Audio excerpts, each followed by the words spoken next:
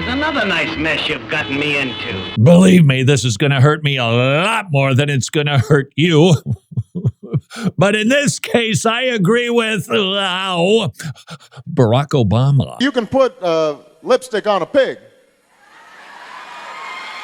It's still a pig. What is the pig in question? Unfortunately, these comments made by Vice Presidential candidate J.D. Vance, oof, oink and oink. If you and Donald Trump are elected, that you will not impose a federal ban on abortion. I can absolutely commit that, Kristen, and Donald Trump has been as clear about that as possible. If such a piece of legislation landed on Donald Trump's desk, would he veto it? Well, I think it'd be very clear he would not support it. I mean, he said that explicitly. It? Yeah, I mean, if you're not supporting it as the President of the United States, you fundamentally have to veto it. So he would veto a federal abortion ban? I think he would. He said that explicitly, that he would.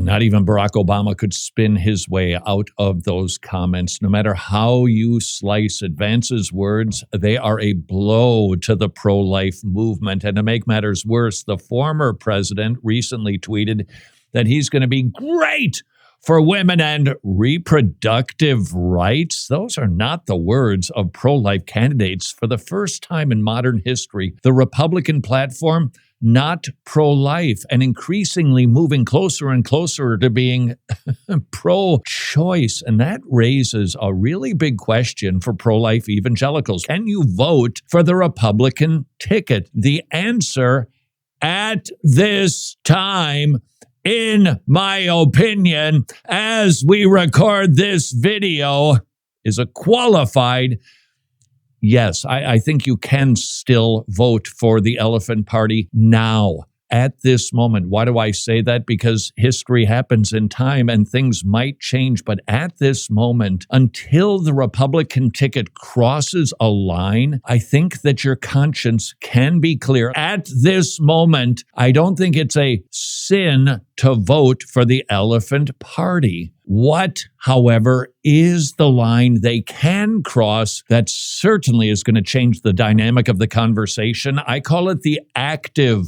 line. Currently, right now, this newly articulated position of Trump and Vance, it's a passive position. They're not going to do anything to advance abortion. They're just going to be passive, not do anything to advance it, but just stay out of the fight. But should they become active, or the Republicans become actively seeking to expand abortion, then I think the conversation changes, especially when they become as active as the Democratic Party. But until that day, I think we can, in good conscience, vote for the party that will lessen evil. I know there are a number of evangelicals who've decided they just can't do it, and you should never override your conscience. I totally respect your position. I get it. This is bad for the pro-life movement, but I would like to lovingly, as iron criticizes iron, share 3 reasons why I think evangelicals still should turn out and vote. Number 1, as stated, the Elephant Party, while absolutely tragically compromised on this issue, they will not increase the evil of abortion. Not a huge victory, not a big win, but at least it isn't more babies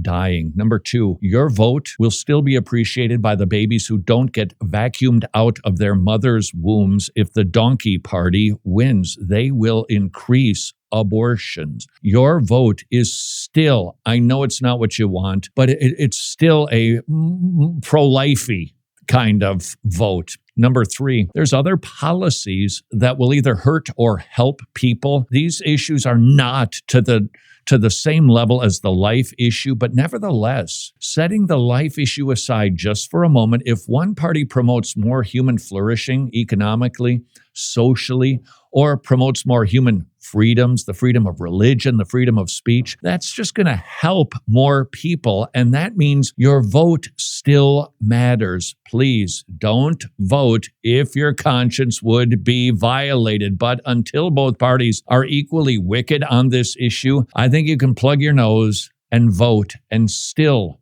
lessen evil.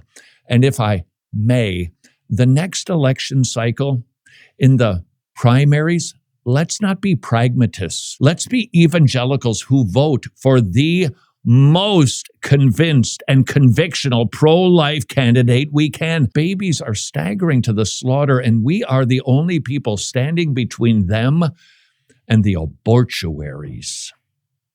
Discuss. Clearly, this is a baby, and yet so many women are persuaded it's nothing but a blob of tissue. What will persuade them otherwise? What you are seeing. 80% of the time, a woman sees an ultrasound of her child. She does not abort it. Would you please consider sponsoring as many ultrasounds as you can for $28 each at preborn.org/wretched.